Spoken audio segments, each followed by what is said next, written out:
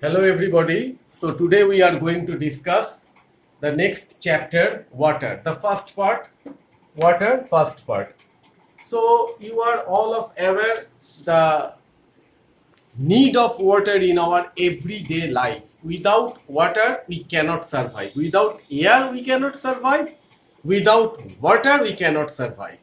So, the water is a chemical compound which is formed by the two atoms of hydrogen when it combines with one atom of oxygen. You see, the formula of water is H2O. It represents the two atoms of hydrogen when combined with one atom of oxygen, it forms the one molecule of water. This is the diagrammatical representation of the water molecule. You see the three circles are there. The upper two circles, it represents the atoms of hydrogen which combine with the lower circle, that is it represents the atom of oxygen. So this is the diagrammatical representations of a molecule of water. Now in our earth surface, most of the portions, almost 3/4 parts of the earth or 4/5 part of the earth, it is covered with the water.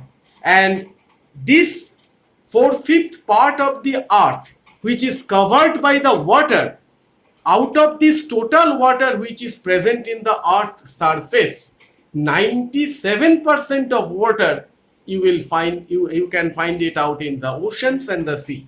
That means most of the part of our earth it is covered with the sea water or the ocean's water. It is almost 97%. 2% of water that is actually in the frozen form. In the glaciers, in the polar ice caps, you will find that 2% of water.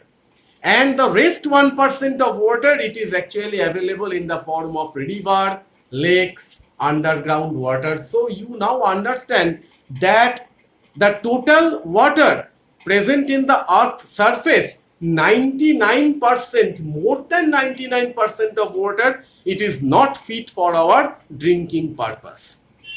So less than 1% of water, it is available in the earth which is fit for our human consumption, or it is actually available for the living beings. So do not waste water. Every drop of water is very, very essential for our life. Okay, so do not waste water.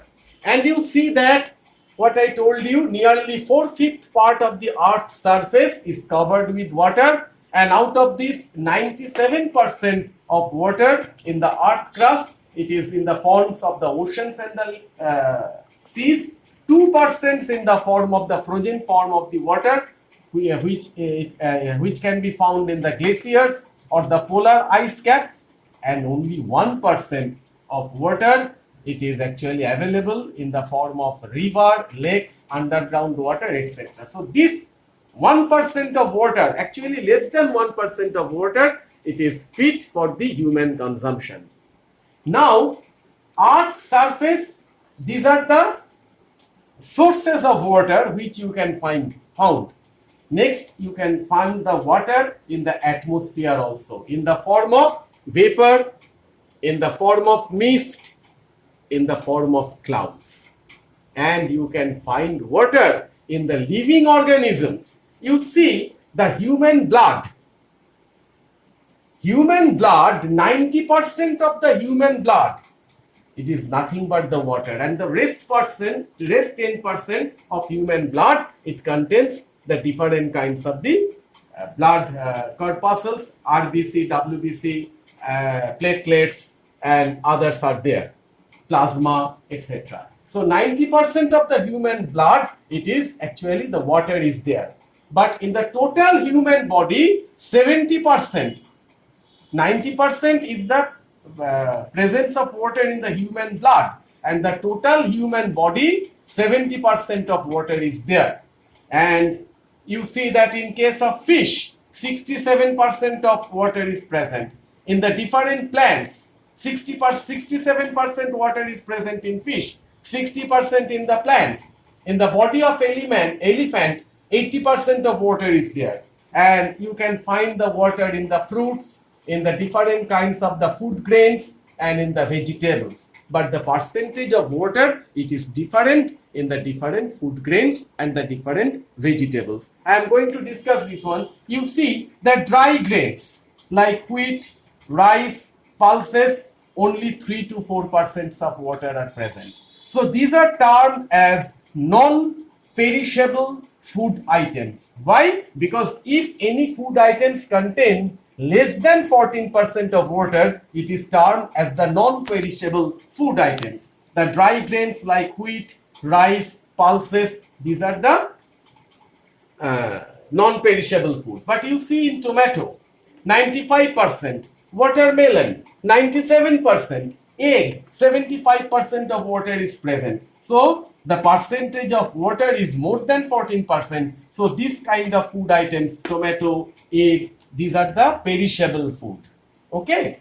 Now come to the next part, that which actually I have already discussed, that sources of water. There are three different sources. First is the surface water, second is the underground water, and third is the atmospheric water. Surface water mainly present in the form of ocean, river, lake, seas, seawater, etc. Underground water, the sources of underground water is well water, spring water, and the atmospheric water is in the rainwater, water vapor in the form of what I discussed, that the mist or the clouds, etc. So this is the three different sources, main three different sources of water. Now let us consider first the surface water. Now river, lake, sea, ocean, these are the sources of surface water. But you know that sea water cannot be used directly for drinking or the irrigation purpose. Why? Because it contains the salt. A huge amount of salt is present in sea water and the ocean water.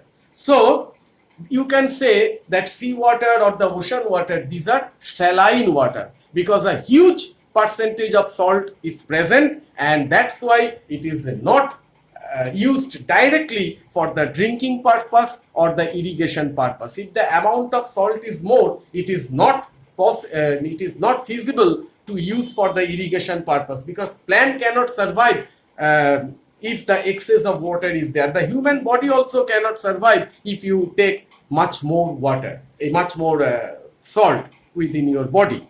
So seawater, due to the presence of a huge amount of salt, it cannot be used directly for drinking or irrigation. You see, directly. So indirectly you can use. How? By removing the excess amount of salt. And what is the process? The process is known as desalination. So the desalination is the process of removal of dissolved salt from the seawater or the ocean water.